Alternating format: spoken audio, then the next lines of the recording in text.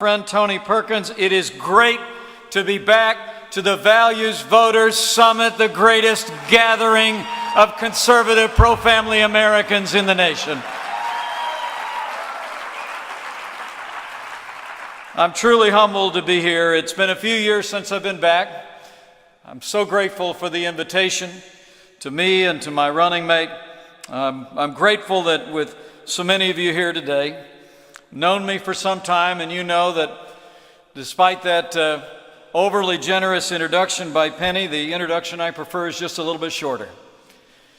I'm a Christian, a conservative, and a Republican in that order.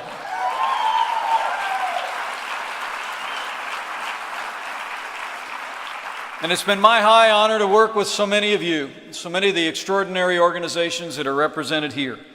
During my years in the Congress of the United States, where we stood strong for conservative values with you at our side, in my years as governor of the state of Indiana, where we moved forward a positive agenda for the family in the Hoosier state, and I promise you, from the first day I am elected Vice President of the United States of America, I will again be your champion in Washington, D.C.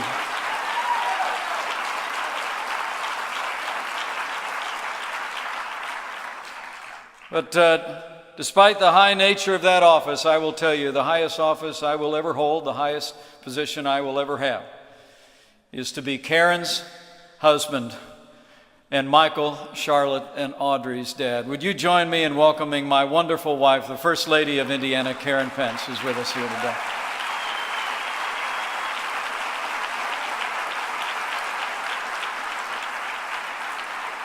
You know, it's hard to believe. It's hard to believe it was just short of 2 months ago that the phone rang with Karen at my side, 11 o'clock at night at the governor's residence. And I heard that familiar voice on the other end of the phone. We had heard the call might be coming. We had prayed through it with our kids, talked through it. We knew that we were ready to answer the call, but when it came, I heard that voice and he just said, "Mike, it's going to be great." And I got to tell you, it has been. Every day since I accepted my party's nomination, I got to tell you, it's been an absolutely incredible experience, because you have nominated for president a man who never quits. He is a fighter, he is a builder, and until very recently it seemed like he was out there fighting all on his own, but now this movement is coming together, this party is coming together, and we're going to elect Donald Trump to be the next president of the United States of America.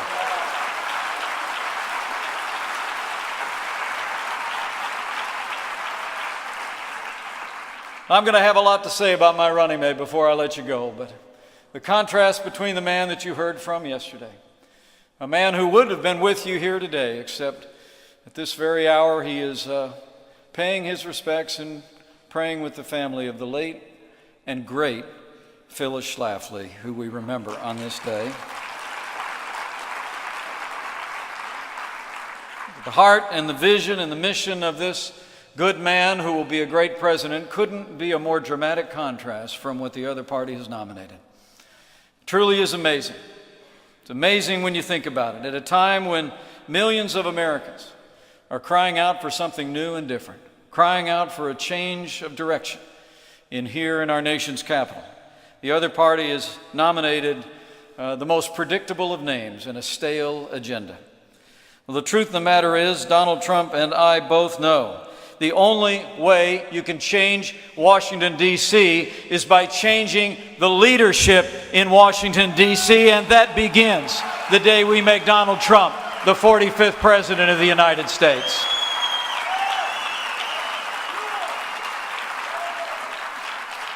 The stakes in this election really couldn't be higher. And the choice of this election couldn't be clearer. I mean, if you think about it, our party has actually nominated the most straight-talking candidate since Ronald Reagan. And the other party is literally running the most dishonest candidate ever. Well, as I said at the Reagan Library just a few short days ago, America picked a bold truth teller in 1980, and they are going to pick another bold truth teller in 2016.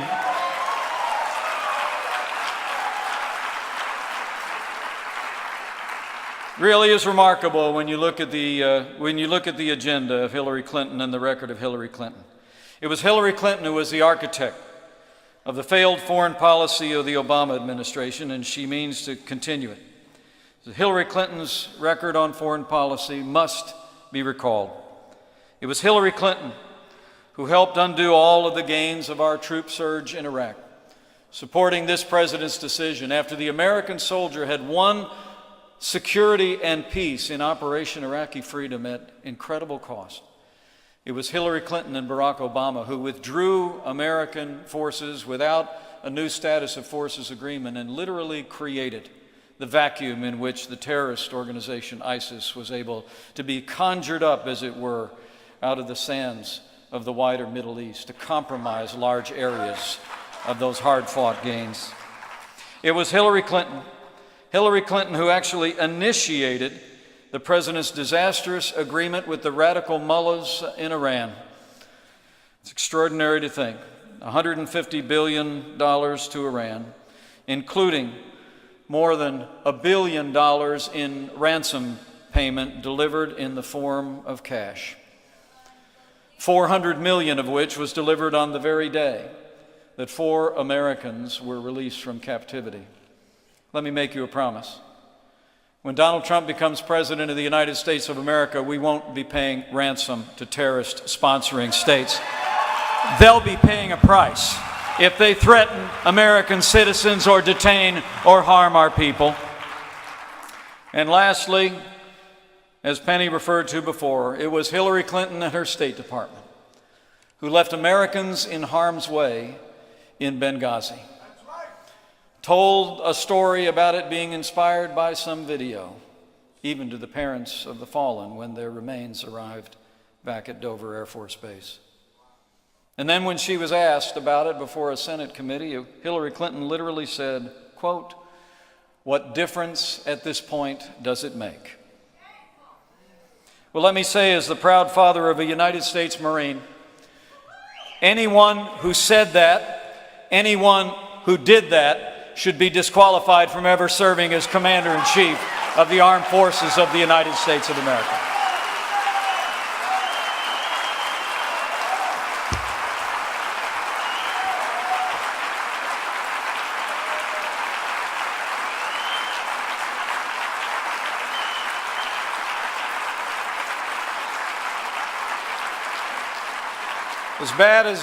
As bad as the record is on the foreign stage, it just gets worse when you get closer to home. It really is extraordinary. Hillary Clinton is essentially running for Barack Obama's 3rd term, and she boasts of it every day. Economic policies that have literally stifled the American economy. I can tell you in the Hoosier State, any progress we've made in the last 4 years has been in spite of the policies of the Obama administration, not because of them. Hillary Clinton literally, in the midst of an economy where we have nearly 7 million more Americans living in poverty, the lowest labor participation rate since the 1970s, and the slowest economic recovery since the Great Depression, Hillary Clinton promises more of the same. More taxes, more regulation, more Obamacare, and more of the war on coal that's been stifling American energy. And her policies, we know at home, will include reimposing the executive orders of this administration, even defying the recent ruling of the Supreme Court. She promises to reimpose executive amnesty, bypassing the Congress of the United States. And Hillary Clinton's harsh criticism of the Hobby Lobby decision will continue to support mandating contraceptive coverage, even with those with religious objections. And Hillary Clinton wants to repeal the Hyde Amendment. It truly is extraordinary. And when it comes to the Supreme Court, we know what we'll get with Supreme Court. More of the kind of judges that legislate from the bench instead of upholding our fundamental liberties. But in the midst of all of that, in the midst of that liberal agenda that we see mounting up, we get the news this morning, revealing as it is. Hillary Clinton, in remarks that were made in New York City just last night, bear repeating. And let me see where someone put them here.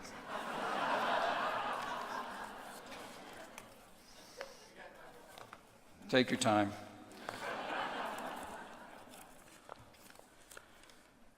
Hillary Clinton said last night at a big fundraiser in New York City that the American people, the millions of Americans that are supporting my running mate,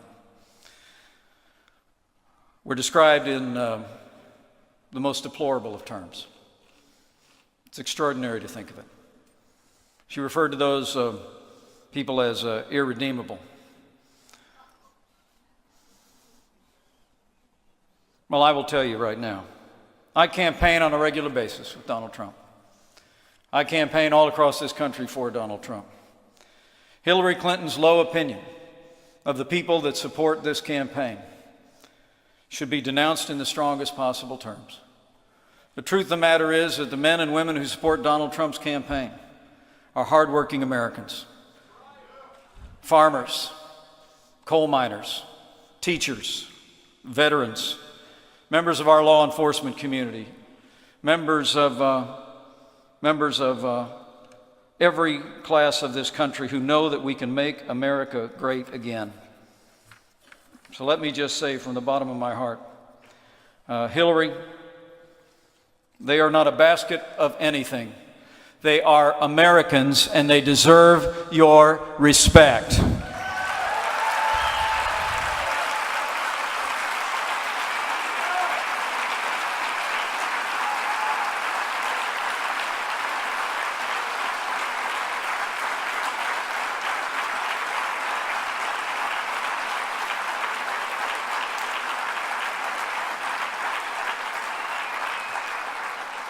I've not heard that level of disdain for Americans that I can't even repeat since Barack Obama described people that opposed him as people who cling to their guns and religion. Well, let me just say, no one with a record of failure at home and abroad, no one with her avalanche of dishonesty and corruptions, and no one with that low opinion of the American people should ever be elected President of the United States of America. We must decide here and now that Hillary Clinton will never be President of this great nation.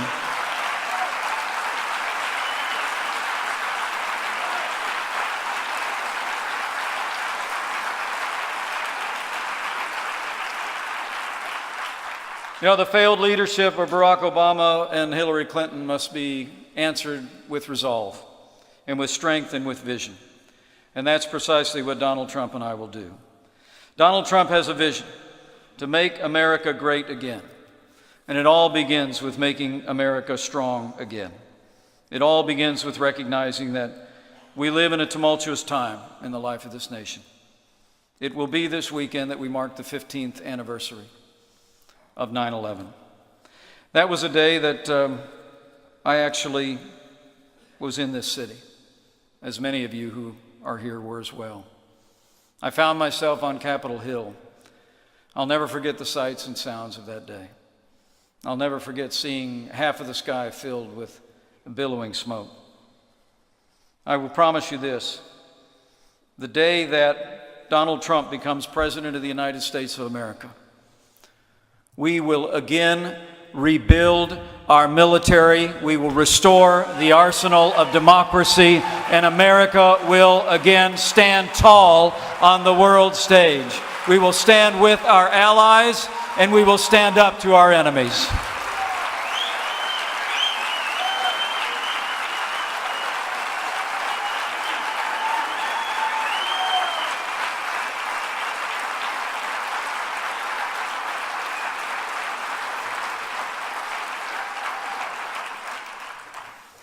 We cannot have 4 more years apologizing to our enemies and abandoning our friends.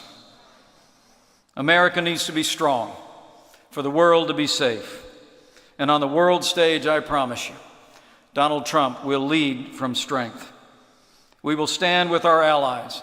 And if the world knows nothing else, the world will know this: America stands with Israel.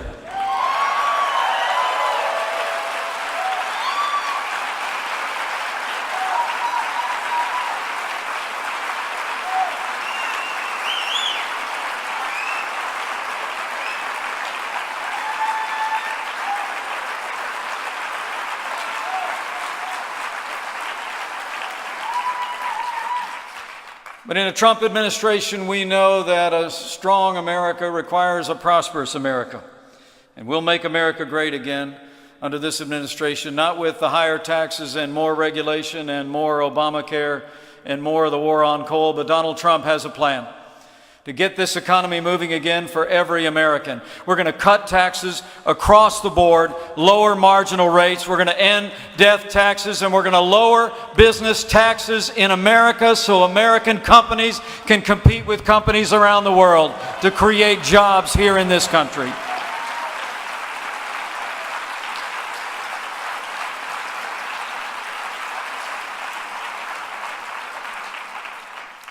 And on day one of this administration, Donald Trump will sign a moratorium on any new federal regulation, and he will repeal every single Obama executive order that is stifling growth and stifling the freedom of the American people.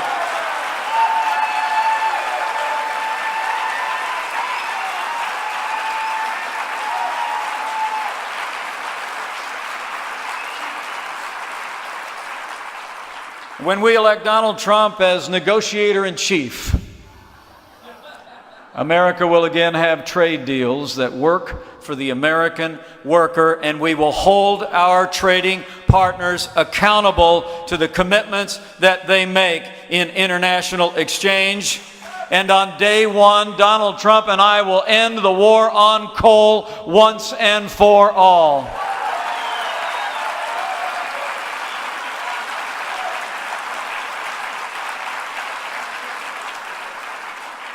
The American dream unfolds for every American, beginning with a good education. And just this week, Donald Trump laid out a plan to open doors of opportunity in education for young people, particularly in the disadvantaged community. Our plan to make our schools great again is all centered on the notion that we believe that parents ought to be able to choose where their children go to school in America, regardless of their income or their area code.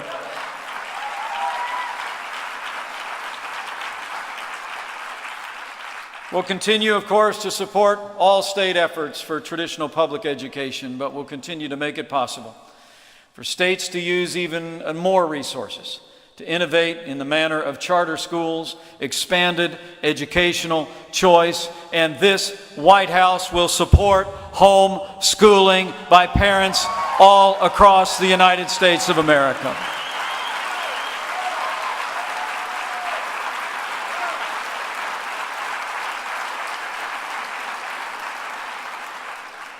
And finally, Donald Trump and I know that to confront these challenging times, we have to recognize that our present crisis is not merely economic and political, but moral in nature. At the root of these times should be a realization that people in positions of authority have walked away from the timeless truths of honesty, integrity, an honest day's work for an honest day's pay, and the simple notion that you ought to treat the other guy the way that you want to be treated. We will not restore this nation with public policy alone. It will require public virtue. And that emanates from the traditional institutions of our nation, of family and religion.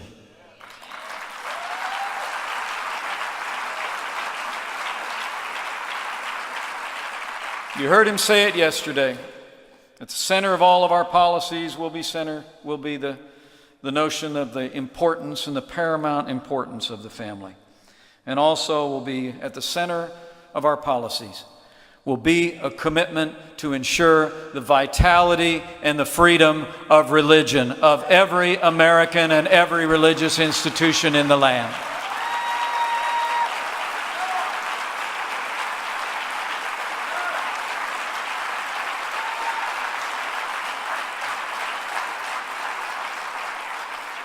That includes freeing up the pulpits of this nation. Donald Trump talked about it yesterday, but not nearly enough. It really is extraordinary. You know, I always like to say that politicians ask how things are, leaders ask why. Donald Trump was in a meeting.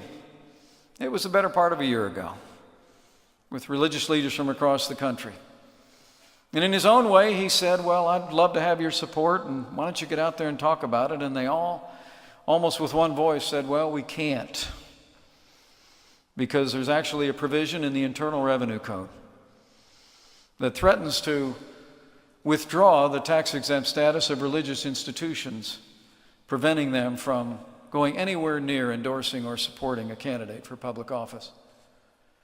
It literally has been in place since the 1950s when a senator named Lyndon Johnson added it to the Internal Revenue Code. Well, Donald Trump, like a good leader, simply said, why is that the case? Anyone with more than a passing knowledge of the founding of this nation knows that the most powerful speeches that thundered about independence in the land thundered from the pulpits of this nation. Anyone who knows anything about this nation knows it was the voice of people of faith that pricked the conscience of the nation and brought an end to the sin of slavery across this nation.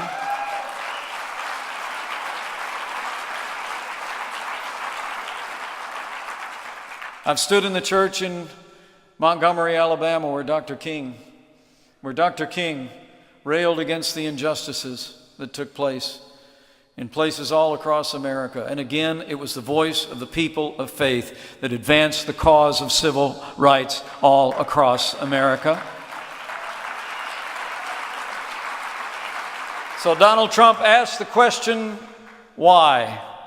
And we couldn't be more proud that for the first time ever, part of our platform and a priority of the Trump administration will be the full repeal of the Johnson Amendment. We will take the muzzle off people of faith in this nation and let the voice of faith be heard.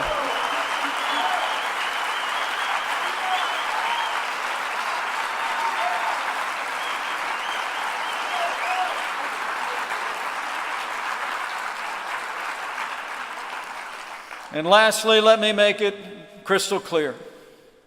People who know me well know that I'm pro-life. I don't apologize for it.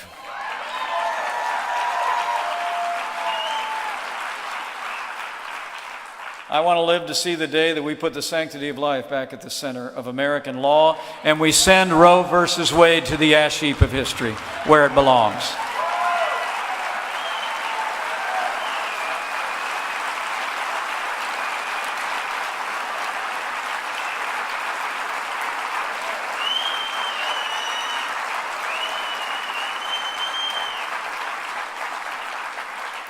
And let me assure you, the Trump-Pence administration will stand for the sanctity of life and defend the unborn from the first day we take office.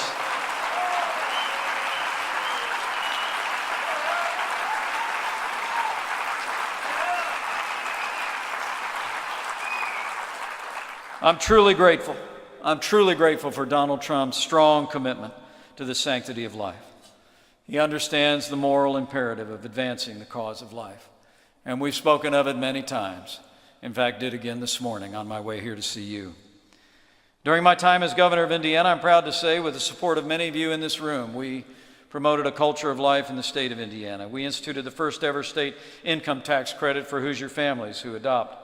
And we supported crisis pregnancy centers around the state by providing additional funding, millions of dollars through the Real Alternatives program, so that women facing crisis pregnancy have more choices before them and can choose life.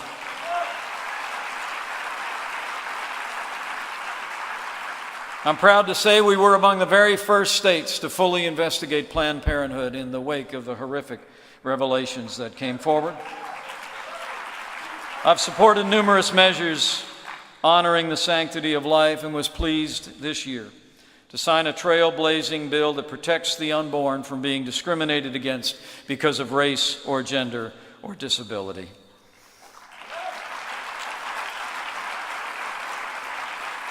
But let me promise all of you, when President Donald Trump takes office, we will work with the Congress and we will sign into law the Pain Capable Unborn Protection Act.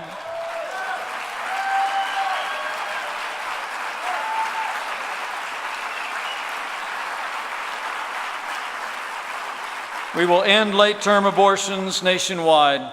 As my running mate said not so long ago, quote, "We should not be one of 7 countries that allows elective abortions after 20 weeks. It goes against our core values," close quote.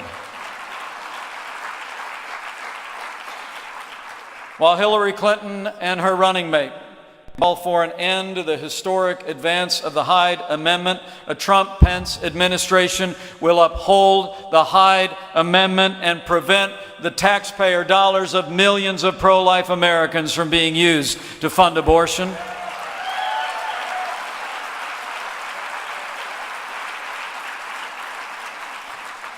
And while we will stand by opportunities and resources for community health centers that provide comprehensive health care for women, the days of public funding for Planned Parenthood are over when the Trump-Pence administration arrives in Washington, D.C.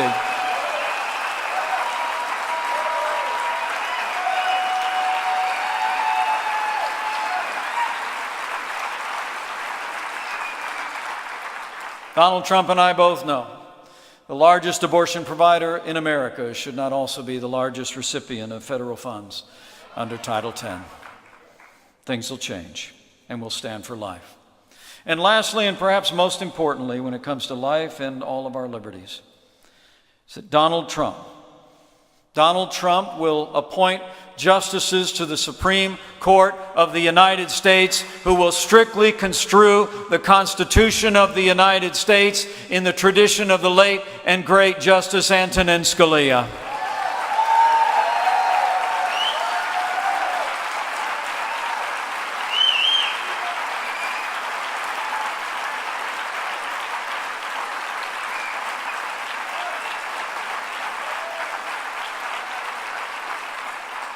Ronald Reagan said it well, the importance of judicial restraint, the belief of our founding fathers that the role of judges was to interpret the law, not preempt the rights of the people and their legislatures by making law, is central to our nation. I said a couple days ago at the Reagan Library that there were many similarities.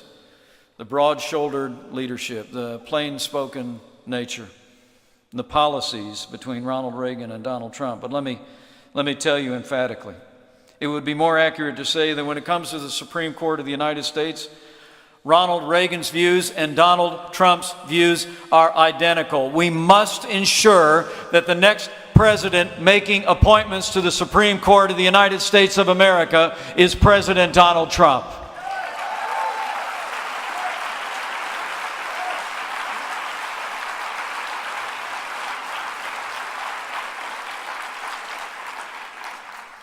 So we see the choice before us, the contrast between the Democrat candidate,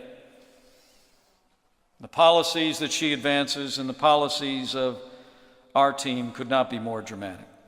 But let me close just with a word about the man. You know, Donald Trump and I are a little bit different.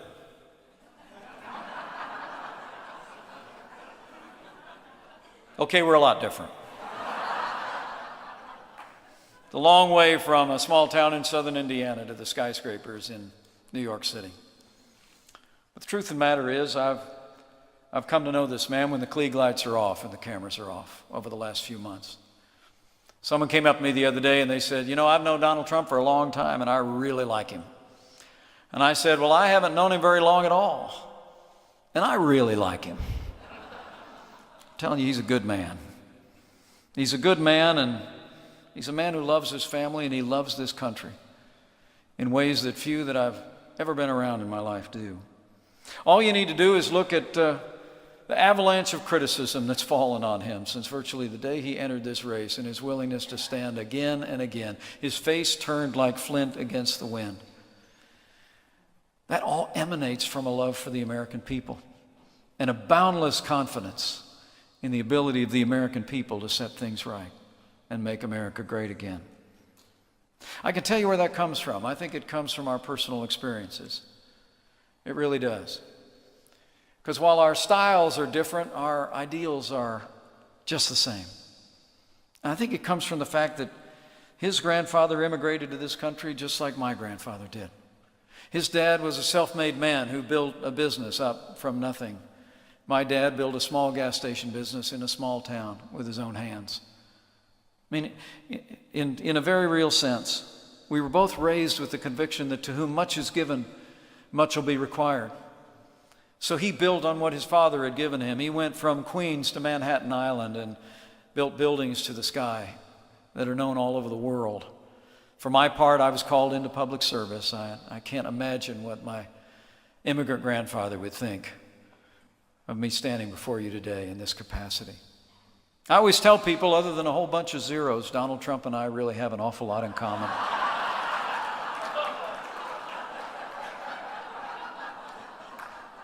What we have in common is really faith. It's faith in the American dream and faith in the foundation of that dream. We have faith in the American dream because we've lived it. We both believe to the very core of our being that this is a nation where anybody can be anybody. Where if you work hard, you get a good education, you play by the rules, anybody can achieve anything in this nation. When you hear Donald Trump at this podium yesterday and you hear him in the days ahead talk about making America great again, be really clear.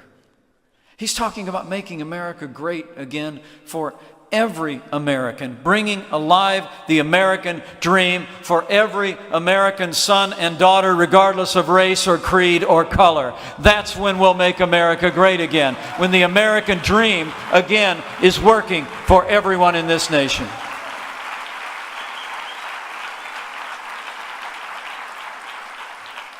And also, it's about faith. You know, one of the more precious moments in the early days of this campaign was right after the convention.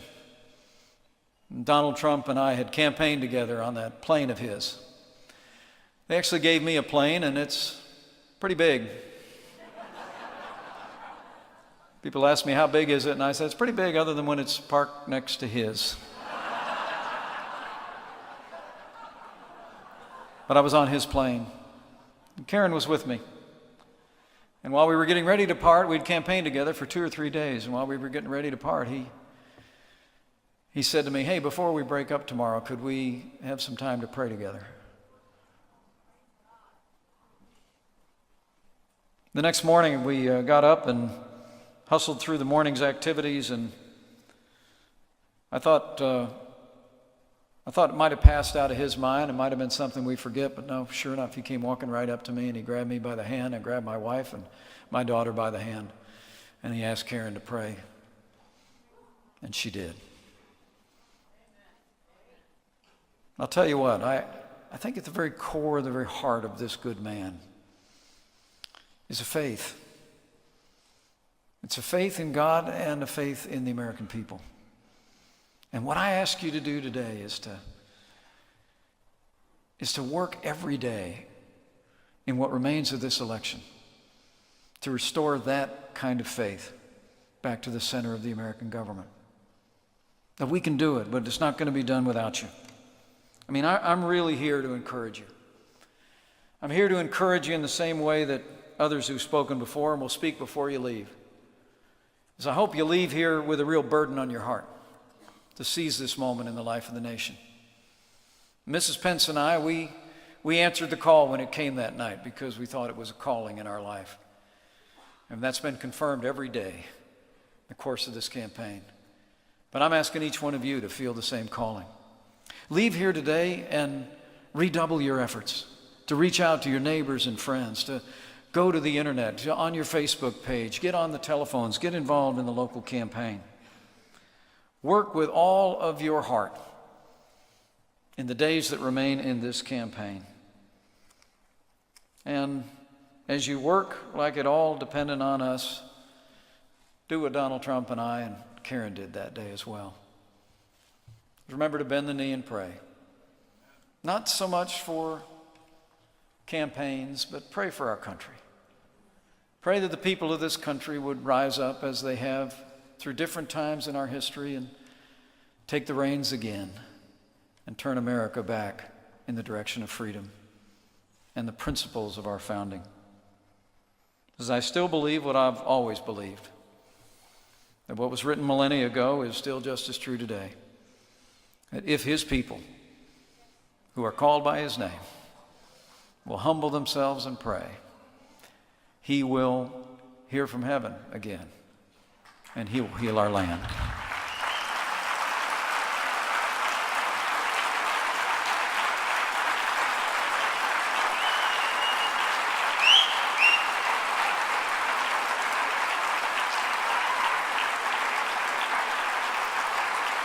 So men and women